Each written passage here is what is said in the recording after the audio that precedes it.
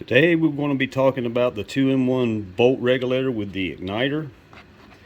It's a great little device, however it does have a flaw, and it's this little switch. This little switch fails a lot of time, which causes a lot of crashes.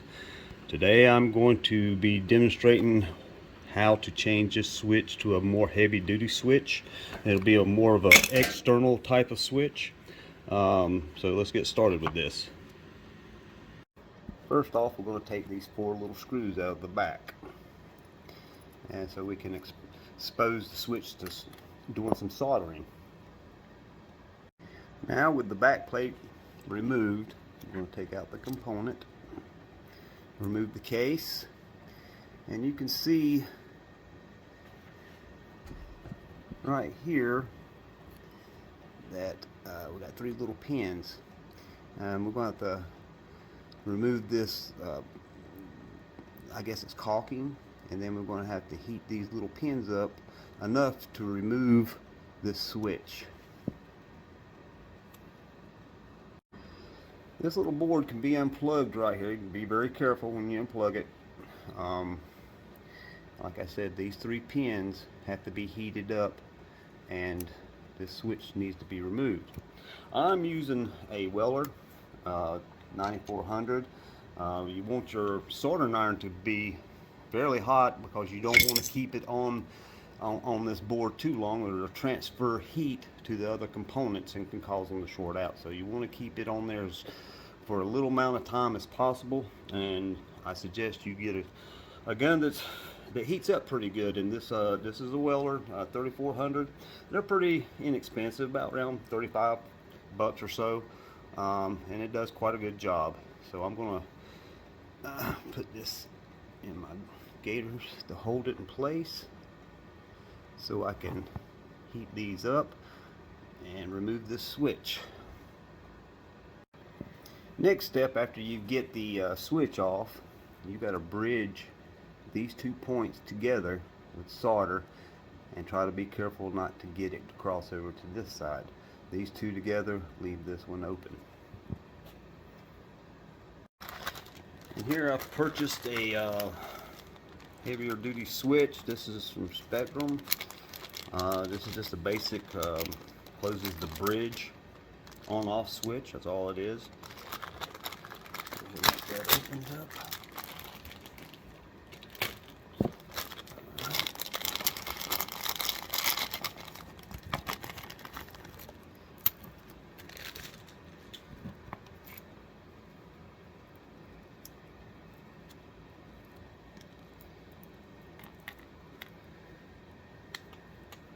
Now, there's more wires in here than we need.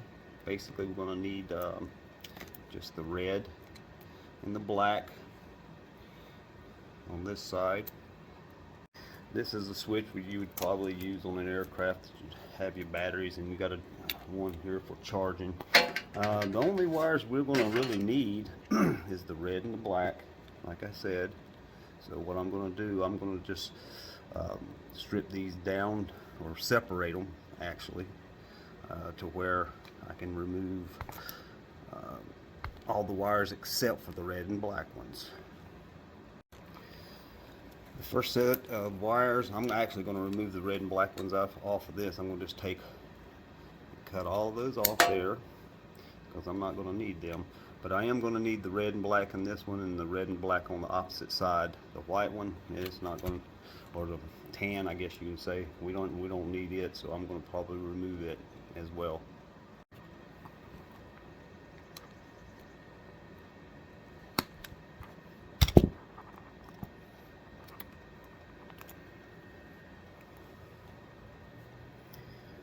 Okay, there's a pin here. I can just go into this plastic, pull that up, and this wire should slide right out. And I'll do the exact same thing to this side.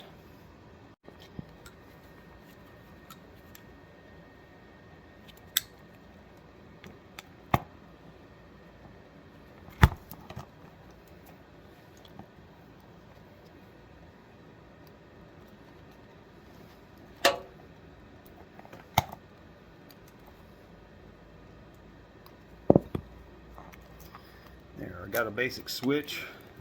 Basically it just closes and opens the circuit, and I will show how to connect this to the 2-in-1 regulator.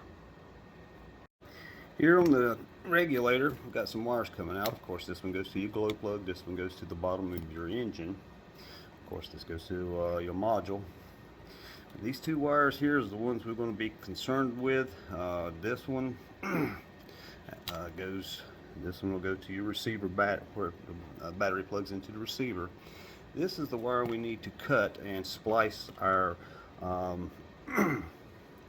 little switch. Needs to be bridged in right here in these two. So I'm going to cut this wire about halfway through and solder this switch in right in here. This switch comes with a male and female JR plug. Now you can cut these off and directly solder them, which I think I'm going to solder JR connectors on this and on the other end of this. So basically you can just plug and play. So I'll get started with that.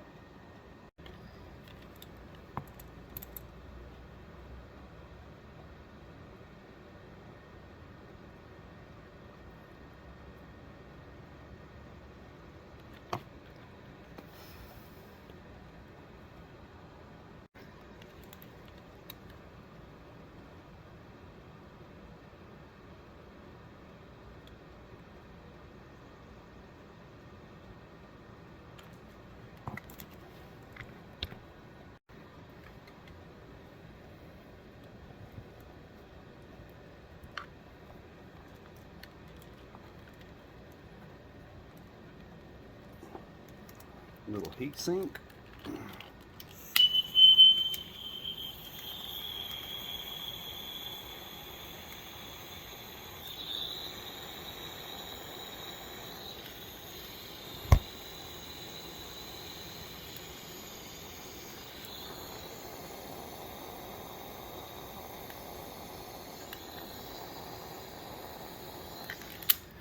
And now I'll put the other one on.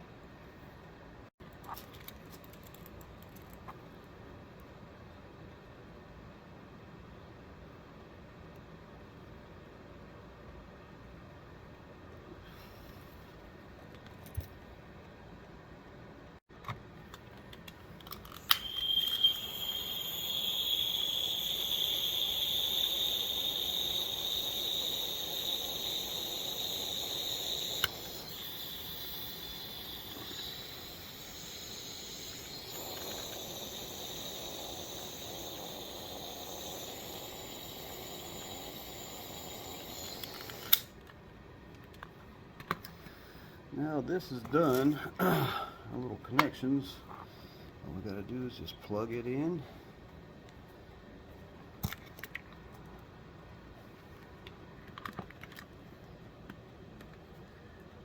And she's ready. All I got to do now is mount it on the heli, mount my switch, which mounting this, you really don't want to cut into the frame, so what I did, innovated a little bit, little tin oven covers. I took those and cut them, and I bent it at a 90-degree angle, lined up my holes for my cover, and then I mounted it like so. So the switch actually will fit right in there, and then I can hook everything up. Now I've connected to a battery, and before I put this thing back together, I just kind of want to test it out to see if it works. So I'm going to turn my switch on, and then I'm going to hit my igniter to see if it, and as you can see, the igniter works as well. So all I got to do now is put this thing back together and then install it on the helicopter. The 2-in-1 is a nice little device. It helps regulate your servos, plus it comes with an igniter. The sad thing is that this little switch that I had taken out, it's kind of fragile, and under vibration from the helicopter, a lot of times it fails, and when it does, everything else goes out and the helicopter comes down, and with nothing you can do about it. But with a bigger switch, hoping that this will cure this issue, and I think it will. But this is how it's done. And be sure when you solder these points, these two come together, and this one over here, you got to leave it open. But you're actually just closing the bridge for the circuit for that switch, and this switch then becomes the bridge. Hope that helps someone. Oh yeah, one of the things I forgot to mention, after you remove this switch, you're going to have a big hole here. So it's probably a good idea to take some hot glue and fill that in. It kind of helps seal it from moisture getting in.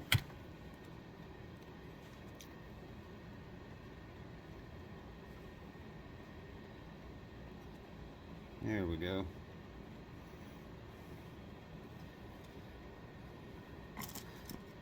Now she should be ready to go. Yep, ignite. Yep,